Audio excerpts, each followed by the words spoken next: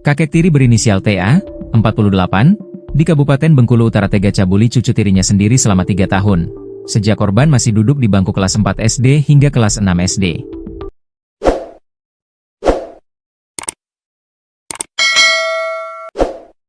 TA merupakan salah satu aparatur sipil negara, ASN, di Kabupaten Bengkulu Utara. Berdasarkan pengakuan pelaku kepada tribunbengkulu.com, ia sudah 13 kali pelaku melakukan aksi pencabulan terhadap korban. Namun TA membantah bahwa dirinya telah setubuhi korban. Sudah sekitar 13 kali sejak pelaku kelas 4 SD, itu tidak ada persetubuhan, hanya pencabulan saja, ungkap TA.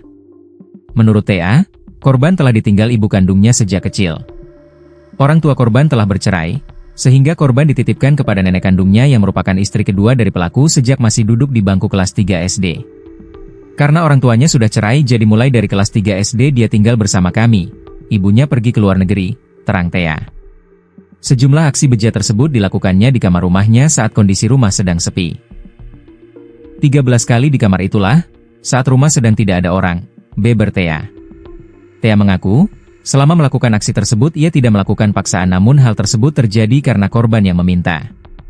Tidak ada paksaan, dia tidak menangis ataupun melakukan perlawanan, terang TA.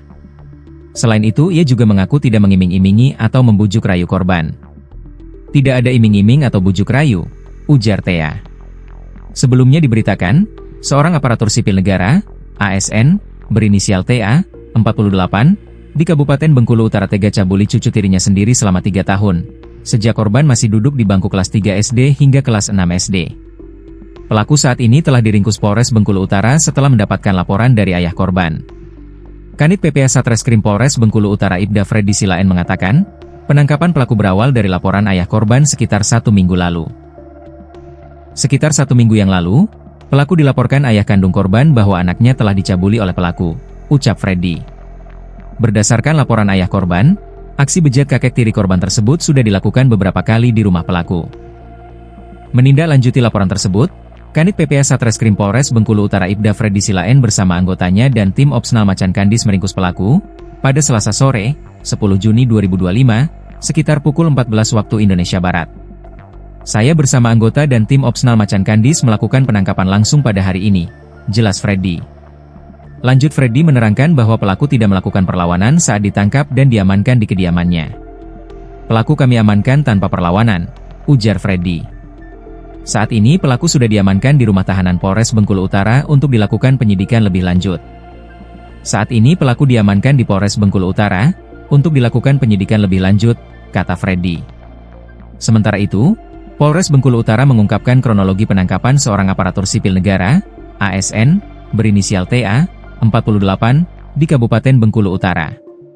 TA tega cabuli setubuhi cucu tirinya sendiri selama 3 tahun, sejak korban masih duduk di bangku kelas 4 SD hingga kelas 6 SD. TA harus berurusan dengan hukum setelah dilaporkan oleh ayah kandung korban atas kasus setubuh cabul. Kanit PPA Satreskrim Polres Bengkulu Utara Ibda Freddy Silaen menerangkan penangkapan pelaku berawal dari laporan ayah korban pada Selasa, 3 Juni 2025. Sekitar 1 minggu yang lalu, pelaku dilaporkan ayah kandung korban bahwa anaknya telah dicabuli oleh pelaku, ucap Freddy. Kemudian dilakukan pemeriksaan terhadap korban bersama ayah korban selaku pelapor. Berdasarkan hasil pemeriksaan, aksi bejat kakek tiri korban tersebut sudah dilakukan beberapa kali di rumah pelaku. Menindaklanjuti hasil pemeriksaan tersebut, Kanit PPA Satreskrim Polres Bengkulu Utara Ibda Freddy Silaen bersama anggotanya dan tim Opsnal Macan Kandis meringkus pelaku pada Selasa sore, 10 Juni 2025, sekitar pukul 14 waktu Indonesia Barat. Saya bersama anggota dan tim Opsnal Macan Kandis melakukan penangkapan langsung pada hari ini, jelas Freddy. Penangkapan tersebut merupakan wujud dedikasi terakhir Freddy di unit PPA sebelum dipindah tugaskan. Saat proses penangkapan berlangsung, pelaku sedang dalam kondisi duduk santai di depan rumahnya. Pelaku yang didatangi personil kepolisian sontak terkejut dan tidak mau mengakui tindakan bejat yang dilakukannya tersebut. Namun pelaku harus tetap dibawa ke kantor polisi untuk keterangan lebih lanjut. Freddy menerangkan bahwa saat ditangkap di kediamannya pelaku tidak melakukan perlawanan. Pelaku kami amankan tanpa perlawanan, ujar Freddy. Saat ini pelaku sudah diamankan di rumah tahanan Polres Bengkulu Utara untuk dilakukan penyidikan lebih lanjut. Saat ini pelaku diamankan di Polres Bengkulu Utara untuk dilakukan penyidikan lebih lanjut, kata Freddy. Selama proses penyidikan berlangsung di Polres Bengkulu Utara, pelaku akhirnya mengakui perbuatannya.